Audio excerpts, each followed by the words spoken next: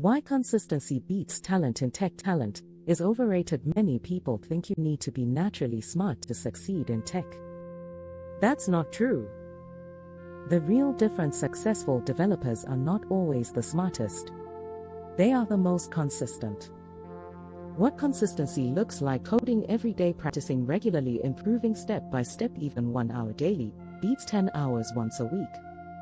Why talent fails? Talented people often lose focus, skip practice, rely on shortcuts. Without consistency, talent fades.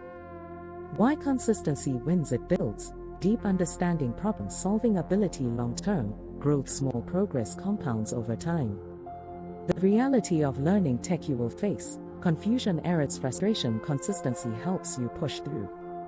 The shift from motivation, discipline. Motivation is temporary. Consistency is permanent. The result: after months of consistency, you become unstoppable. The final take: you don't need to be the best. You just need to show up every day. Rocket emoji.